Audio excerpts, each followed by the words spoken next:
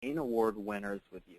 Let you know about the congregations and the great social action programs that have been run across the country and Canada as well to really advance social justice causes to the next level within the Reformed Jewish community and greater communities as well.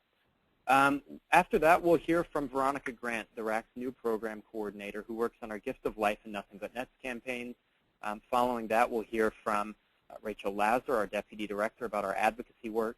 And then we want to teach you how you can take action on the RAC's website and encourage you all together while we're on our computers to make a couple clicks and to send some letters to Congress. But before we get into the nitty-gritty and the little, all the work that we're going to do on this webinar, a couple notes about how webinars work. The first is everybody's on mute right now.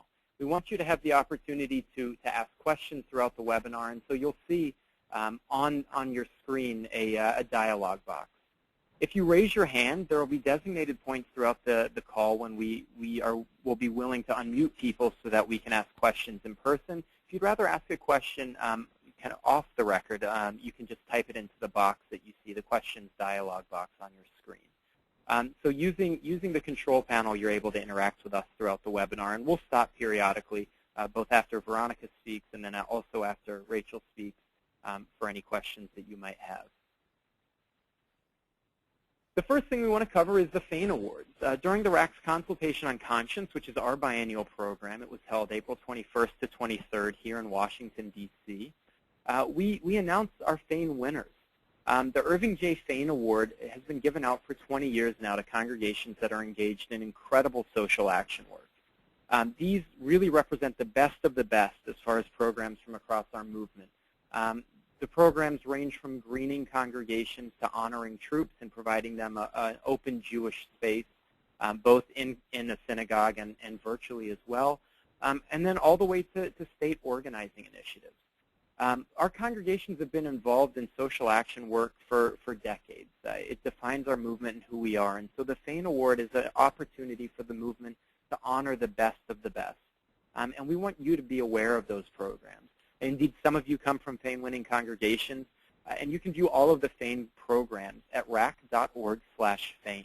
On your screen right now, you see a screenshot of the actual FANE webpage, and by clicking on the title of one of the programs, you have the opportunity to view a full description of it, and hopefully you'll be inspired to take action, to really take your congregation's social action to the next level by replicating these programs, by building on them, and by developing a social action curriculum for your congregation that goes above and beyond where we are now. So that's the FANE Awards, and we do hope you'll take a few moments to look at that in your spare time. But what I want to do now is turn the webinar over to Veronica Grant, our program coordinator, who works on our Nothing But Nets and Gift of Life campaigns. She's going to give you an overview of both of those, and how we'll talk a little bit about how you can get involved. So here's Veronica. And at the end, we'll give you a few minutes to ask questions. Hi, everyone. Thanks so much for joining us today. Glad that you're on the call. So as Isaac said, I'm going to be talking about Nothing But Nets and Gift of Life. And we'll kick it off with Nothing But Nets. Nothing But Nets, for those of you who don't know, is a project or a campaign of the UN Foundation, and DURJ/the RAC has actually been partners with them since 2006. So first, for those of you who aren't familiar, I just want to give a very brief overview of the issue of malaria. Malaria is transmitted by mosquitoes, particularly mosquitoes that bite at night, which is why we actually are working so hard to provide bed nets to families and children in Africa. Malaria causes about 200 million illnesses per year, and approximately 600,000 of those folks will die. And most are under the age of 5. And it turns out that it is the 5th deadliest disease among African refugees. And I know those are some pretty depressing and daunting numbers. But the good news is that malaria used to be the most deadliest disease among African refugees, and it's dropped down to the 5th. So that's definitely progress since our partnership began. In addition, a child dies about every 60 seconds now from the disease. And again, when our partnership began, that was at 30 seconds.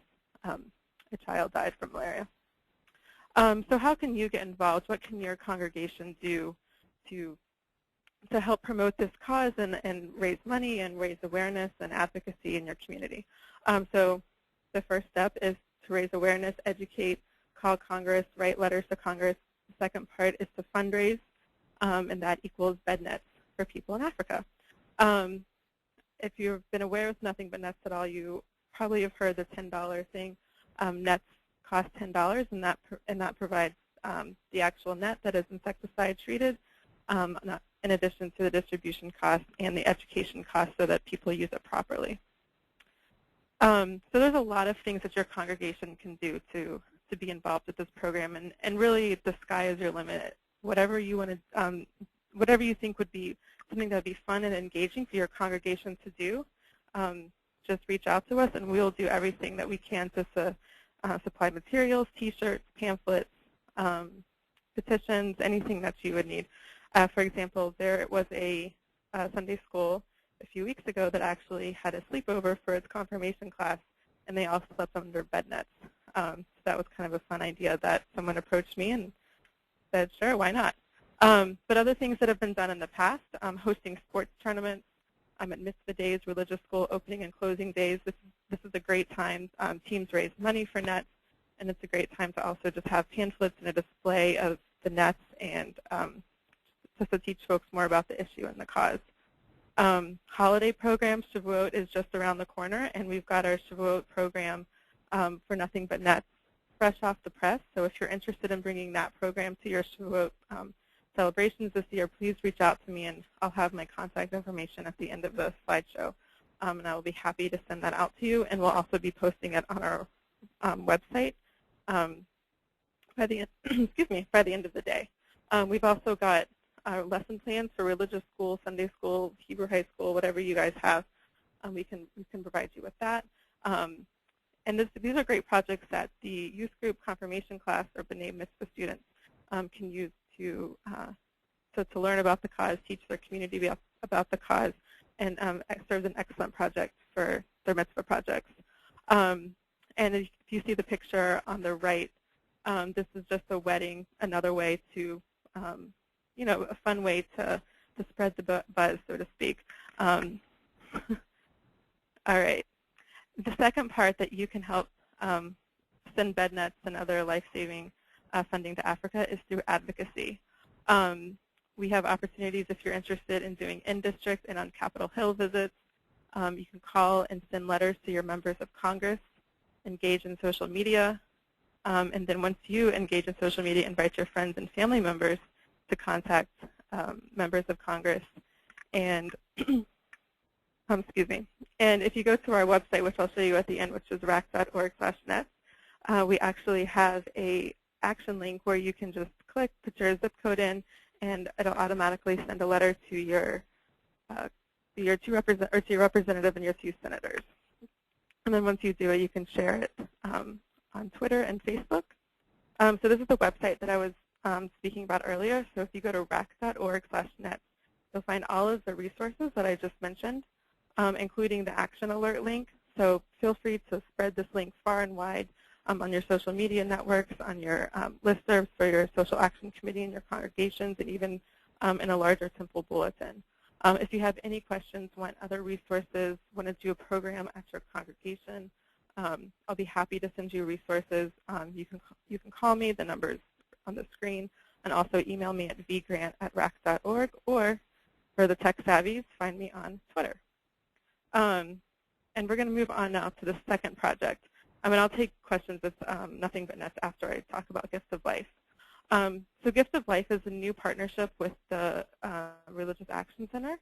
And just really quickly, Gifts of Life is the only Jewish bone marrow registry in the world. So early 90s, if you were Jewish, particularly from Eastern Europe, and you needed a bone marrow transplant to cure such diseases such as leukemia, lymphoma, then you had less than a 5% chance of finding a match. And thanks to the work of Gifts of Life, that percentage is closer to 70%. And so the URJ has really embraced this movement now. We want to embrace all of the congregations, schools, youth groups, whatever, to register as many folks as possible. Gift of Life maintains a registry of over 200,000 potential donors, and we would increase that by 100,000.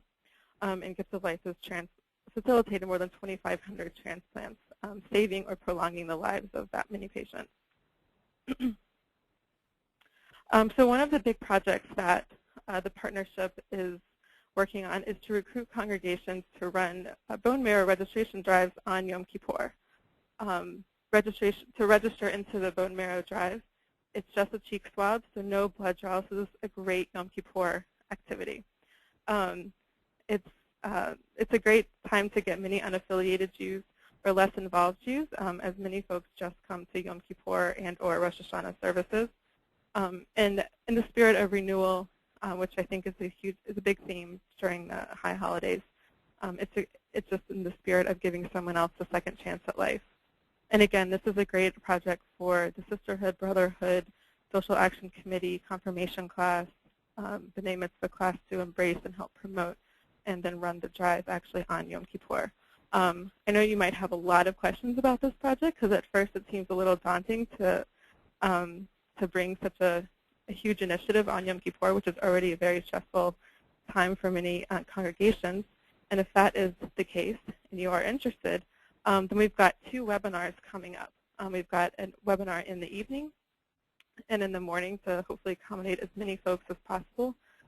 These times are Eastern Standard Time, so West Coast folks will work with you. We might add a 3rd webinar, or we'll distribute the recording of the webinar. But if you are interested in potentially bringing this program to your congregation, please email me, call me, and I will send you the link to sign up for the drive, or sorry, for the webinar. And I will also send you a lot of information in a nice little email packet. So now I'm going to open up the floor for a few minutes of questions once Isaac does the technology. So if you have any questions, you should see a little hand on the left side of the box. And click that hand to raise your hand if you have questions.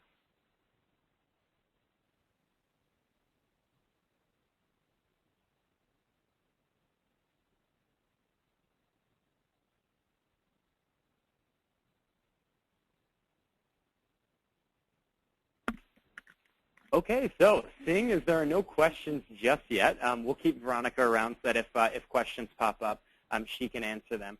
We do see a couple questions unrelated to what Veronica discussed, and we'll get to those a little later on. Those are mostly about social action techniques within congregations, and we'll make sure to cover that for everyone as we move forward. So we'll get to those at the very end. So next what I'm going to do is turn this webinar over to Rachel Lazar, the RAC's Deputy Director, and give her a few minutes to just share some of the work that she's been engaged in around advocacy campaigns here in Washington, D.C., and indeed across North America.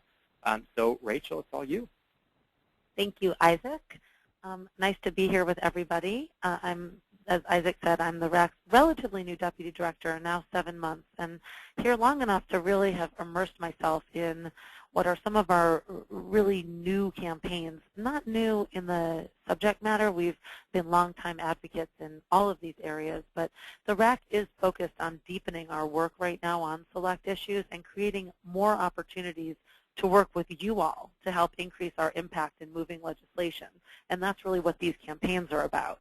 The 3 campaign areas where we've been sort of deepening our work the most right now thus far is guns, LGBT or lesbian, gay, bisexual, and transgender issues, and immigration. So I'm going to tell you a little bit more about these campaigns thus far, and I will conclude with some ways that you all can get involved. So let's launch into the slideshow. So hopefully you guys have all been aware of the gun violence prevention campaign that we've been engaged in. It really started the week after the Sandy Hook shooting, and back in December when we rallied about 20 interfaith leaders in front of the National Cathedral, and they were from everywhere: Latino evangelicals, white evangelicals, Catholic bishops, Jews, Reformed Jewish and Orthodox Jews, Reformed Conservative and Orthodox Jews. We had imams and Buddhists and everyone, and we tolled the bells 28 times for every life that was lost in that tragedy. And that was really the launch of our re-engagement in the gun violence prevention issue. Let me just move. So here you have a photo of a press conference. That's me in the middle participating. Again, a very sort of grass tops type of activity where we joined with a lot of interfaith partners, all really calling out to our own people to engage in this campaign and committing as religious denominations to being moral watchdogs for the nation and ensuring that we do our best to move this debate forward. But we've been involved in many different ways in the gun violence prevention debate, which has turned this hopefully into a campaign. So one is that we created this resource guide. This is a picture of it, which is on our website. And this gives synagogues the tools to get involved sort of more internally. It's got text studies. It's got action items for legislative involvement, sermon starters, program ideas, etc. And actually, this was put to use by many of our synagogues over an interfaith Sabbath weekend that we helped make into something big and national back in March. All right, hopefully the most hope here that you all knew about Faith's Calling, which was a day that we did both on February 4th and on April 9th to engage people of all faiths across the country to call into the Senate.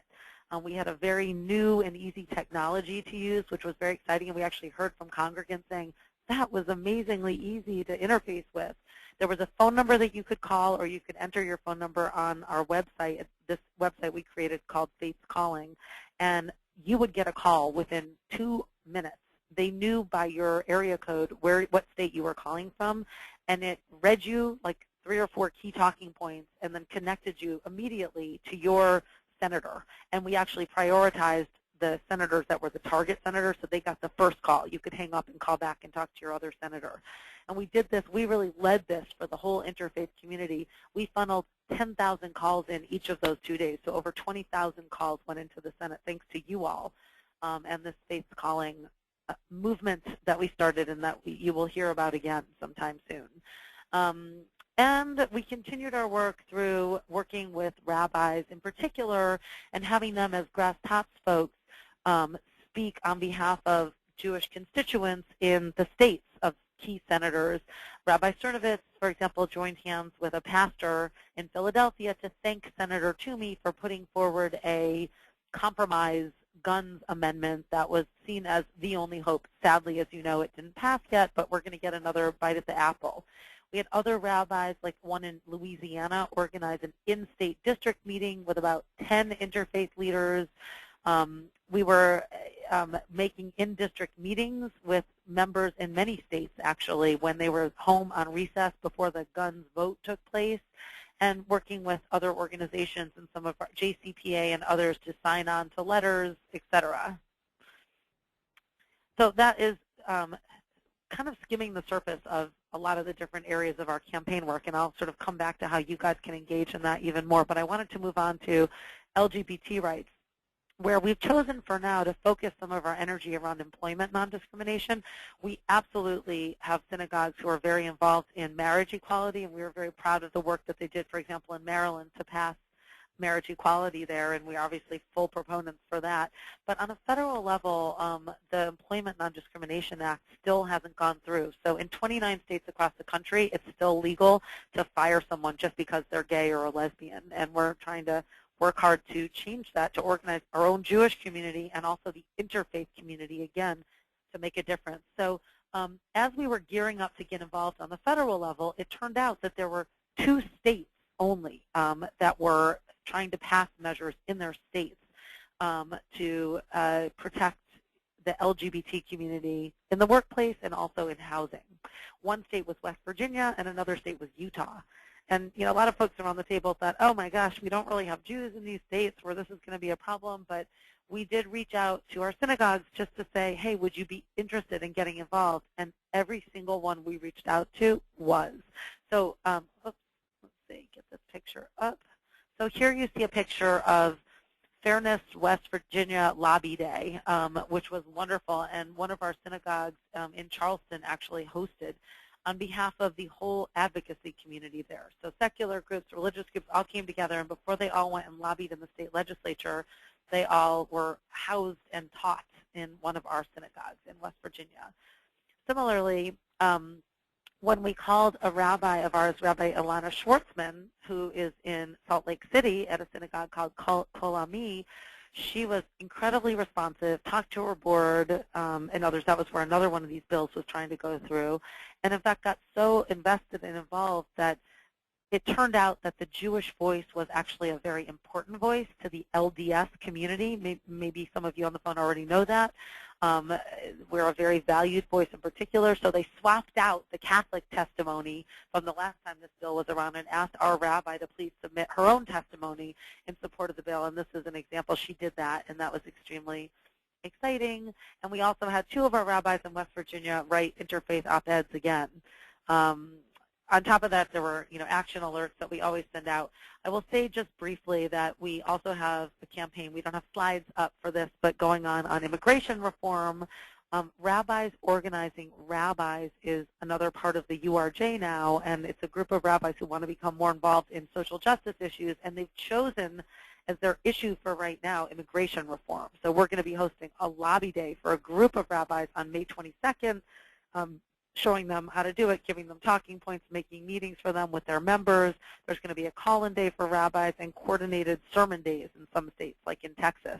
And we'll certainly be in touch with action alerts. So just let me conclude. Let me just take a minute to conclude by sort of talking about how the role that you all can play in these campaigns. You've heard sort of through all of these examples that there's grass tops work and grassroots work. And by that I mean grass tops work for rabbis who are representing large synagogues. Definitely always donors to members would be considered in grass tops. We don't always know, rabbis don't always know who those people are. Maybe some of you guys know who those people are, and that would be very powerful for moving this type of legislation, obviously, for these folks to be involved in member meetings. And then there's grassroots work, which is really congregants, who can get involved in many, many ways. You guys can be involved in both grass tops and grassroots. In grass tops by encouraging your rabbis to get involved, and in grassroots in the following ways. I'm just going to list off some examples of what we've done and what we can do and help you guys with. We can put you in touch with local groups who are working on your issue and enable you guys to sort of be part of local, larger efforts and amplify that voice and join larger coalitions. We can help you with materials for programs, materials for text studies, materials for Shabbat weekends that you can have on these topics, and those are more sort of internal, educational sort of efforts. But then there's a lot of external stuff that we can help you with.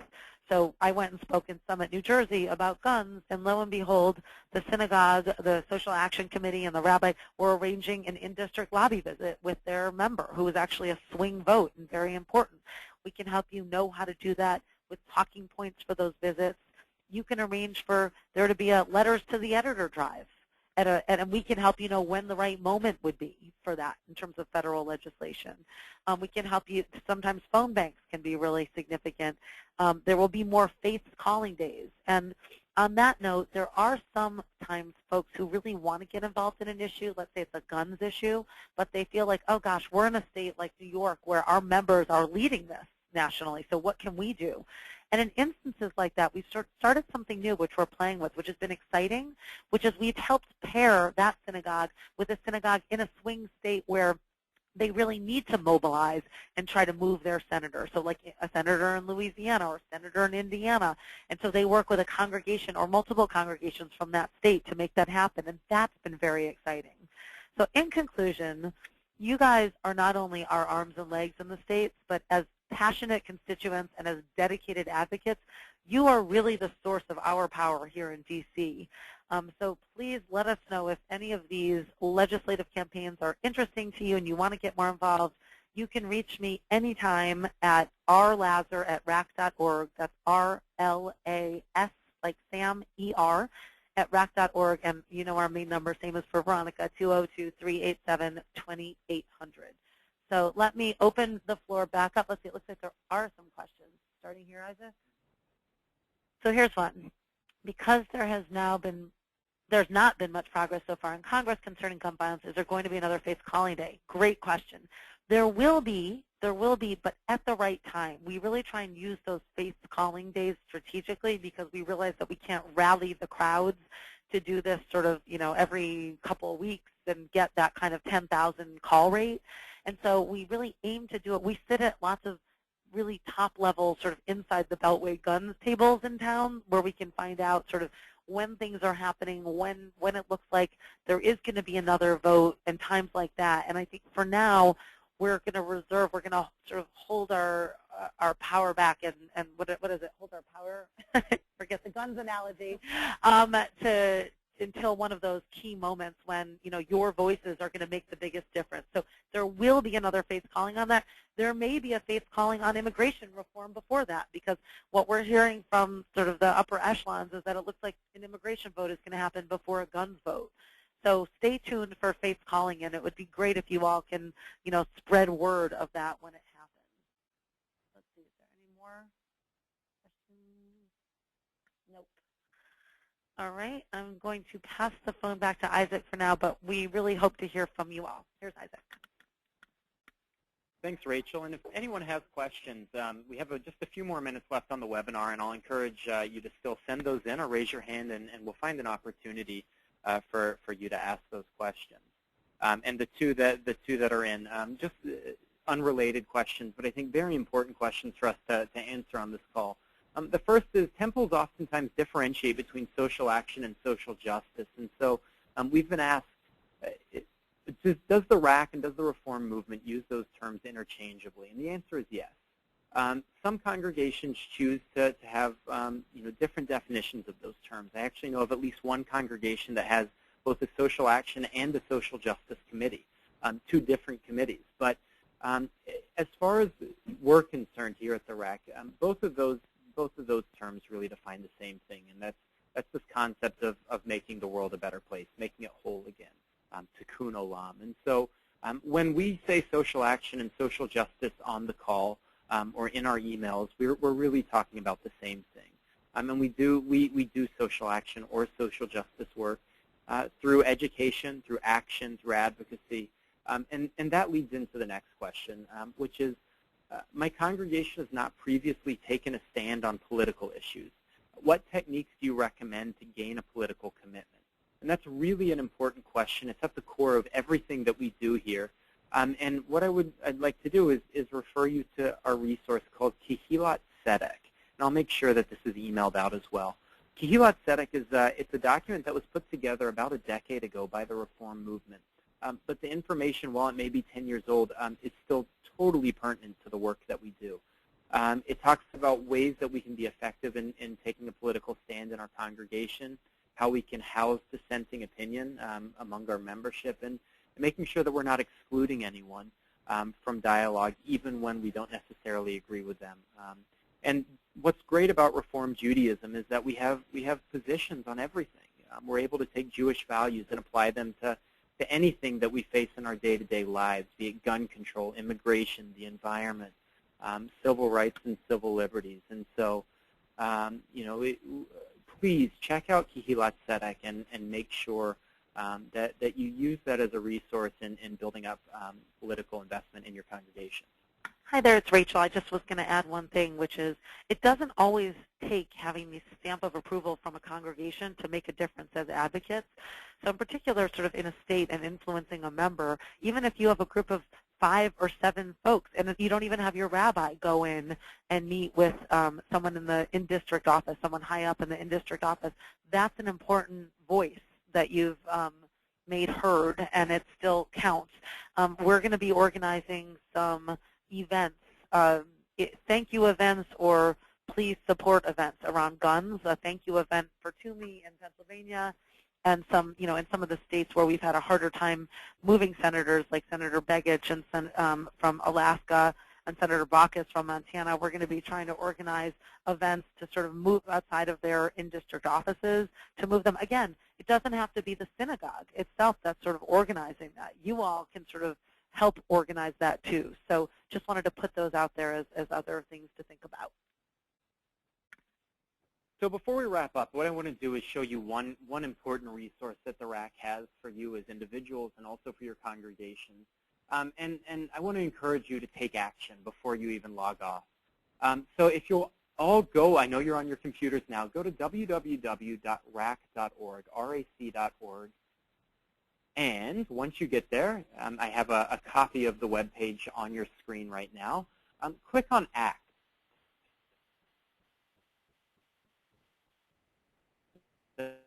ACT is on the far left side beneath where Join and Give, so top left side. Click on ACT. This page, you're basically getting updates on the most important things that are happening in the reform movement at any time. So what I'd like you to do is go to rac.org, click on ACT, and then when the page, the High Impact Action Center comes up, click on Take Action Now. Once you click on Take Action Now, you're going to get to a web page that's super long. It's long because this is where all of our action alerts live. Action alerts are what the RAC uses in order to send letters to Congress on behalf of the reform community. We pre-write these letters for you, so all you have to do is put in your zip code. That will tell the system who to send these letters to. Once it knows which district you live in based off of your zip code, it'll prompt you for your name and your address. And a couple clicks, and your letter is sent to both of your senators and your representative. And before you're done with the webinar today, is just browse this. Take a moment, find an action alert that you believe in. Hopefully you believe in everything, but most of these are pretty basic. You see on the page right now, one of the top ones, support reproductive rights for service women. Enact comprehensive climate change legislation, end pay discrimination, protect anti-hunger programs in the Farm Bill. These are all things that really rely on Jewish values to drive a point home. In the letters that we've pre-written for you and for members of your congregation and the greater Reform community, we have Jewish values that explain why it is that we believe the way that we do. We have basic bill numbers. So we have a very specific ask in these letters saying, dear Senator, or dear Representative, please do this. So everything is designed to be super easy, super basic, and will drive the point home effectively. So before you're done today, I hope that you'll take a few minutes and fill out some of these. My personal favorite is the Nothing But Nets Action Alert, which asks members of Congress to fully fund the President's Malaria Initiative and the Global Fund to fight AIDS, tuberculosis, and malaria. So I hope that you'll consider filling that one out as well. We've had hundreds of people fill out that action alert. We're excited to hopefully be able to add your names to the list. And what I want to do at this time is just open up the floor for any last-minute questions that you might have, or if not, we will bid you adieu.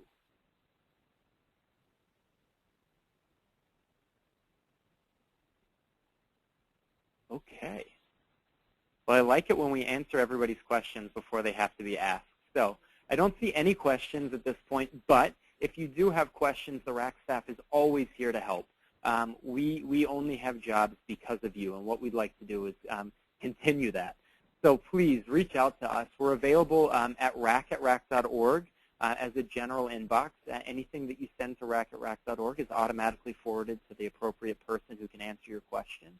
We're on Facebook. Follow us at the RAC, facebook.com/the RAC. Or if you're on Twitter, get our tweets. We are at the RAC. Very simple, very basic. At the same time, feel free to reach out to Veronica for any questions you might have about Nothing But Nets or Gift of Life, especially about ways that you can get involved and run a swab drive on Yom Kippur in your congregation. Or if you have questions about advocacy campaigns and how you can get involved, Rachel is the point person here. And then, of course, we have legislative assistants who work on 70 different issues throughout the year. If you can think of it, we have policy on it. We're actively working on it. So feel free to reach out to us, and we'll always be happy to answer your questions, to develop resources for you, and to continue reform advocacy. So thank you so much for taking the time to join us today. We're looking forward to being in touch, and we'll see you soon. Take care.